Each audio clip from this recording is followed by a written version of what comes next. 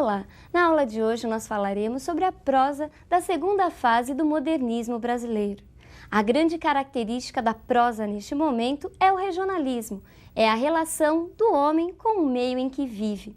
Esse regionalismo já estava presente há muito tempo, lá na época do romantismo, só que agora ele ganha um novo tom, uma nova feição, principalmente pelo contexto histórico e pelas características dos autores deste momento. A obra que marca o início do romance regionalista no modernismo é o livro A Bagaceira, de José Américo, mas seu valor literário se deve mais ao aspecto histórico, às tramas sobre a seca, sobre os retirantes, do que propriamente dito pelos seus valores estéticos. Vejamos agora quais são os principais autores dessa fase. Raquel de Queiroz, Graciliano Ramos, Jorge Amado, Érico Veríssimo e José Lins do Rego. Basicamente, esses autores se dedicaram ao regionalismo do Nordeste do país, falando da seca, do cangaço, das dificuldades e misérias enfrentadas pelo povo dessas regiões, região Norte e região Nordeste. Mas nós temos um autor, Érico Veríssimo, que se dedica mais à região sul do país, falando das relações do homem com a paisagem natural. Assim como nós encontramos na poesia modernista a figura feminina de Cecília Meirelles, nessa geração, na prosa, nós também encontramos uma grande figura. Vejamos quem é a grande figura feminina da prosa modernista. Raquel de Queiroz foi a primeira mulher a se eleger imortal na Academia Brasileira de Letras. Suas obras regionalistas destacam-se pela reflexão sobre a figura feminina numa sociedade patriarcal. Em O 15, a autora narra as histórias vividas por uma família que enfrenta uma grande seca. Há neste texto várias reflexões, várias descrições sobre o campo, a paisagem seca da região Nordeste.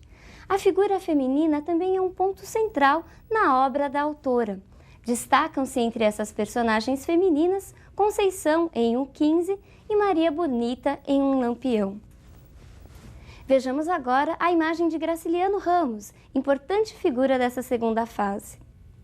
Graciliano Ramos é considerado pela crítica de uma maneira geral o melhor ficcionista dessa segunda fase da prosa modernista. Sua obra é marcada pela ausência de sentimentalismo, por uma linguagem direta, concisa, os vocábulos são precisos. Entre seus livros principais destacam-se São Bernardo e Memórias do Cárcere. Memórias do Cárcere é um romance autobiográfico em que o autor narra as dificuldades vividas durante o período da prisão. Realmente, Graciliano Ramos ficou preso em virtude das complicações que teve com a ditadura de Vargas.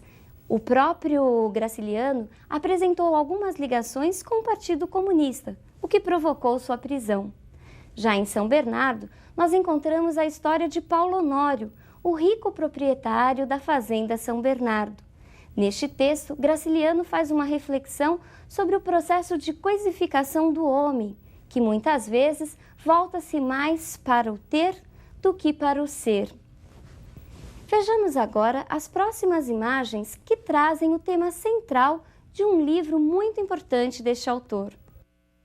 Menino Morto e Família de Retirantes, ambos de Cândido Portinari, apresentam o tema central de Vidas Secas, grande livro de Graciliano Ramos. Vidas Secas narra a história de uma família de retirantes que deixa sua terra atingida por uma forte seca.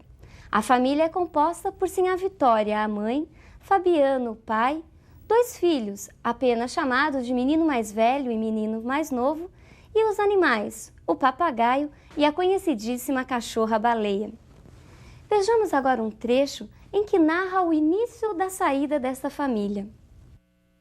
A caatinga estendia-se de um vermelho indeciso salpicado de manchas brancas que eram ossadas. O vôo negro dos urubus fazia círculos altos em redor dos bichos moribundos. Anda, excomungado! O pirralho não se mexeu, e Fabiano desejou matá-lo. Tinha o coração grosso, queria responsabilizar alguém pela sua desgraça. A seca aparecia-lhe como um fato necessário, e a obstinação da criança irritava-o. Certamente este obstáculo miúdo não era o culpado, mas dificultava a marcha, e o vaqueiro precisava chegar, não sabia onde. Pelo espírito atribulado do sertanejo, passou a ideia de abandonar o filho naquele descampado. Pensou nos urubus, nas ossadas, coçou a barba ruiva e suja e, resoluto, examinou os arredores. Sinhá Vitória estirou o beiço indicando vagamente uma direção e afirmou com alguns sons guturais que estavam perto.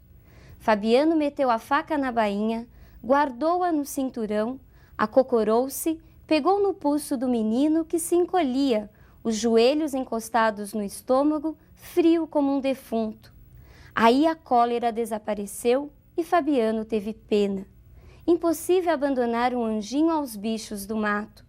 Entregou a espingarda a Sinhá Vitória, pôs o filho no cangote, levantou-se, agarrou os bracinhos que caíam sobre o peito, moles, finos como cambitos. Sinhá Vitória aprovou esse arranjo, lançou de novo a interjeição gutural, designou os juazeiros invisíveis. E a viagem prosseguiu, mais lenta, mais arrastada, num silêncio grande. Percebeu como a secura do ambiente e da vida aos poucos iam embrutecendo as personagens? Vejamos agora um outro importante autor deste período.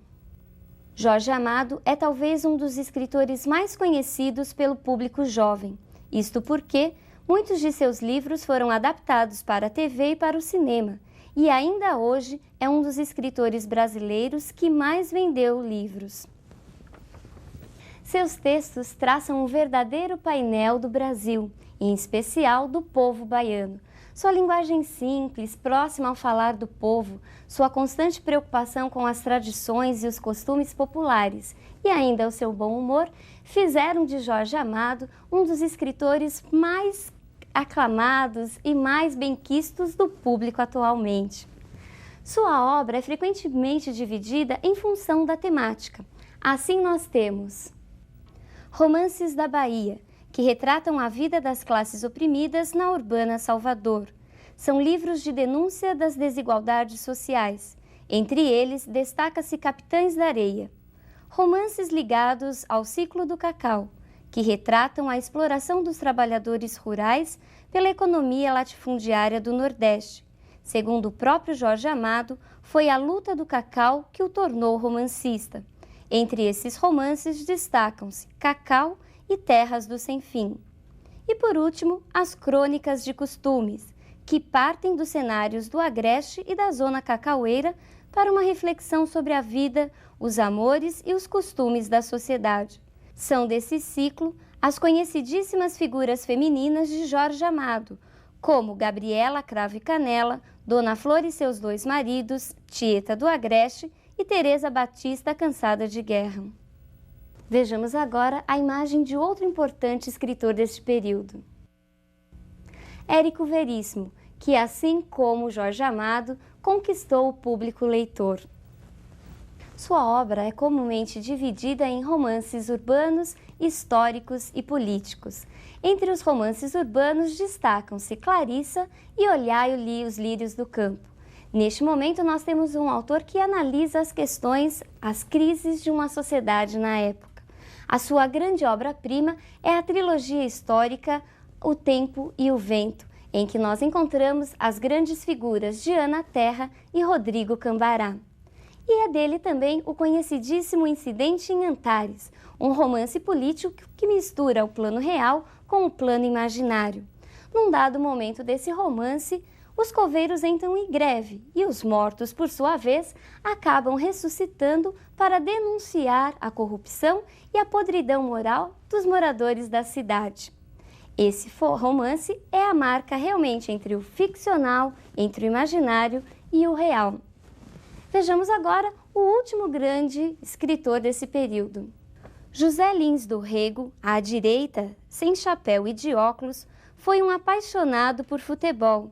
Nessa foto, tirada no Maracanã, ele assistia ao jogo de seu time predileto, o Flamengo do Rio de Janeiro. José Lins do Rego foi um autor muito identificado com o povo e com a sua região. Suas obras retratam basicamente as atividades, as coisas que aconteciam relacionadas às fazendas produtoras de cana-de-açúcar. Ele fala da decadência dos engenhos e da decadência da estrutura patriarcal. Vejamos agora um trecho de uma das suas principais obras, Menino de Engenho. Coitado do Santa Fé, já o conheci de fogo morto, e nada é mais triste do que engenho de fogo morto.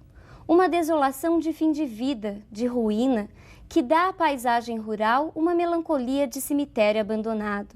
Na bagaceira crescendo, o mata-pasto de cobrir gente, o melão entrando pelas fornalhas, os moradores fugindo para outros engenhos, tudo deixado para um canto, e até os bois de carro vendidos para dar de comer aos seus donos.